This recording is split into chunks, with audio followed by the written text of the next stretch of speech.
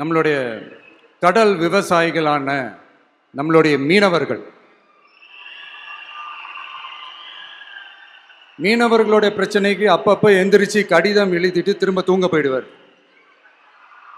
அவ்வளோதான், அதோட அது அப்படியே கிடக்கும். மானே தேனே பொன்மானே இப்படிலாம் கடிதம் எழுதுறதெல்லாம் வேலைக்கே ஆகாது. ஒன்றிய அரசுக்கு அந்த உண்மையான உணர்வு பூர்வமான அந்த அழுத்தத்தை கொடுக்கணும்.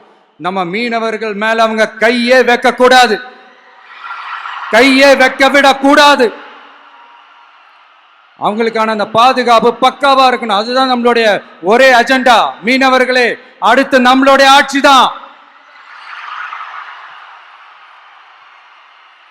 கவலைப்படாதீங்க, தைரியமா இருங்க, உங்களுக்கான பாதுகாப்பு பக்காவா இருக்கும். இப்படி இருக்கும்போது அடுத்ததும் நாங்க தான் அப்படின்னு சிஎம் சார் சொல்லுவாங்க. அதெல்லாம் நடக்கவே நடக்காது. 2வது முறை வந்ததெல்லாம் சரித்திரமே கிடையாது. இந்த சைனால கிரேட் வால் ஆஃப் சைனா கேள்விப்பட்டிருப்பீங்க. அதோடைய நீளத்தை விட பெரிய டாஸ்க் இது. ஆனானப்பட்ட அவங்க அப்பாவாலே முடியல.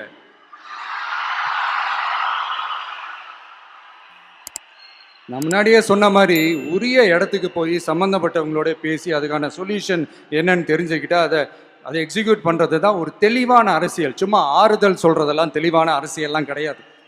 அதெல்லாம் ஒரு ஹம்பக் அரசியல். அரசியலுக்கு வந்துட்டா கலெக்ஷன் பார்க்கலாம் அப்படின்றதெல்லாம் அரசியல் கிடையாது. உண்மையிலே மக்களுக்கான அந்த உழைப்பு இருக்கணும். அதனால தான் நாம் அரசியலுக்கு வந்திருக்கிறோம். இது எதிரிங்களுக்கு நல்லாவே தெரியும். அதனால தான் நம்மளை சுற்றி அத்தனை சதிகள். அதில் முக்கியமான சதி என்ன தெரியுமா?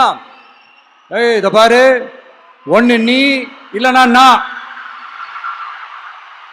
இல்லைனா நீ இல்லைனா நான். நமக்குள்ள வேற எவனும் நடுவில் வந்துடக்கூடாது.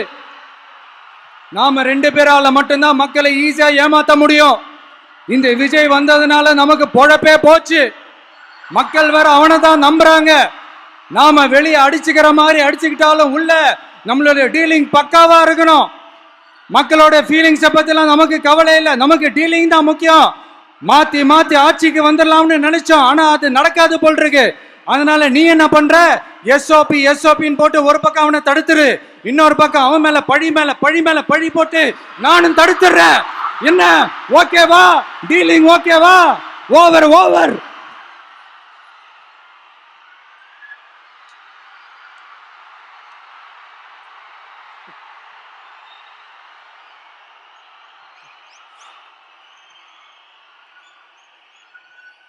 இல்லைங்க, உண்மையிலேயே சிரிக்கிறதா என்ன பண்றதுன்னு எனக்கு தெரியும்.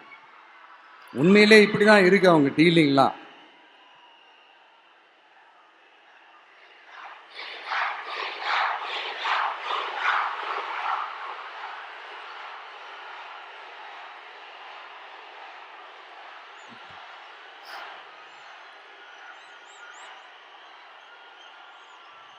இப்படி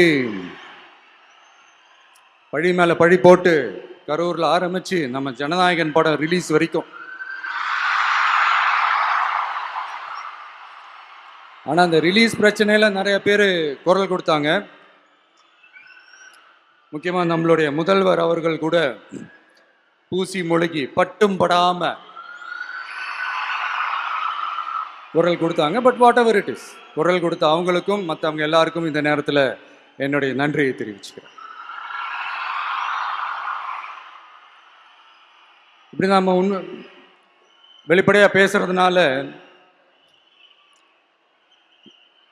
சிஎம் சாரோட மனநிலை இப்போ எப்படி இருக்கும் தெரியுமா? ஏற்கனவே கட்சிக்காரங்க தொல்லை தாங்க முடியல, தூங்க விட மாட்டேறாங்க.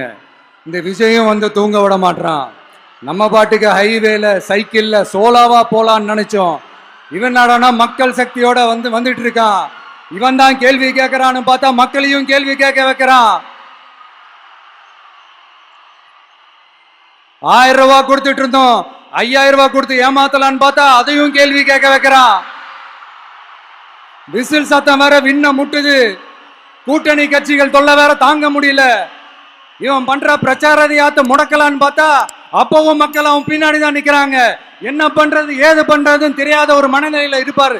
ஆனா சார், நீங்க இந்த விஜயம் முடக்கலாம், ஆனா ஒவ்வொரு வீட்டில் இருக்கிற ஒவ்வொரு விஜயையும் உங்களால முடக்கவே முடியாது.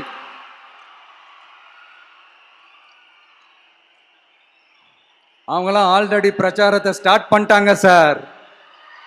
வீட்லயே குடும்பமா இறங்குவாங்க பாருங்க பிரச்சாரத்துக்கு. அப்ப உங்களால மட்டும் இல்ல, எந்த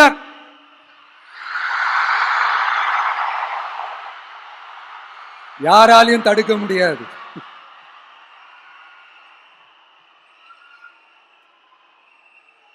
நம்ம டவுன் சவுத்துல ஒரு ஊர்ல உங்க அப்பாவுக்கு வெங்கல சிலை வைக்கணும்னு ட்ரை பண்ணீங்கல்ல, அதுக்கு சுப்ரீம் கோர்ட் என்ன சொன்னாங்க? மக்களோட பணத்துல யாருக்கு புகழ் பாட பாக்குறீங்க அப்படின்னு கேட்டாங்கல்ல. அதுக்கு என்ன அர்த்தம் தெரியுமா? ஊராம் வீட்டு நெய்யில உங்க வீட்டுக்கு ஸ்வீட் செய்யாதீங்க. எப்படி? ஊராம் வீட்டு நெய்யில உங்க வீட்டுக்கு ஸ்வீட் செய்யாதீங்கன்னு அர்த்தம்.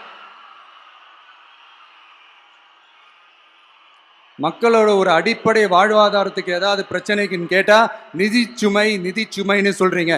செலை வைக்கிறதுக்கு மட்டும் எங்கிருந்து சார் காசு வருது?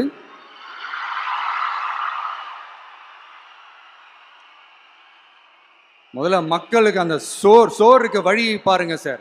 செலை வைக்கிறத பத்திலாம் அப்புறமா யோசிக்கலாம். கேஸ் சிலிண்டருக்கு மானியமா 100 ரூபாய் தரேன்னு சொன்னீங்களே, என்னாச்சு? கரும்புக்கு ஆதார விலையா 4000 ரூபாய் தரேன்னு சொன்னீங்களே, என்னாச்சு? ரொம்ப நாள் கல்யாணமே ஆகாம இருக்கிற பெண்களுக்கு அவங்களுடைய கல்வி தகுதிக்கு ஏற்ப அரசு வேலை கொடுப்போம்னு சொன்னீங்களே, என்னாச்சு? இதெல்லாம் வெறும் சாம்பிள் தான். இதோட ஹைலைட் ஒன்று இருக்கு.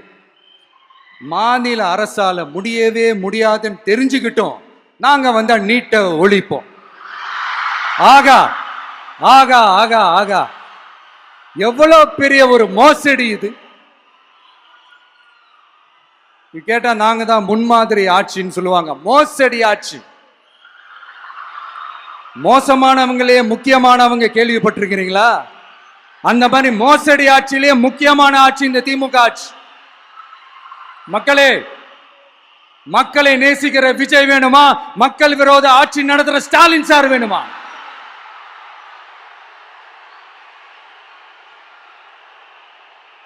இந்த விஜய் நம்புறீங்களா, ஸ்டாலின் சார நம்புறீங்களா?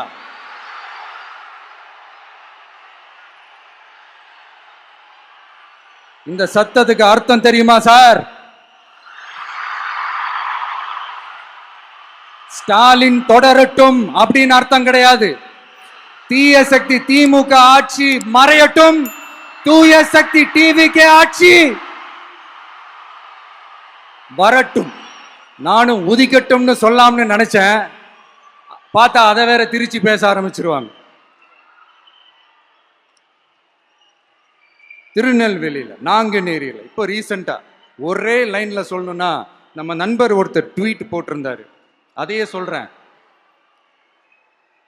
ஸ்டாலின் தொடரட்டும், சட்டம் ஒழுங்கு சந்தி சிரிக்கட்டும். இதுதான் அந்த பிரச்சனைக்கு ஒரே லைன்.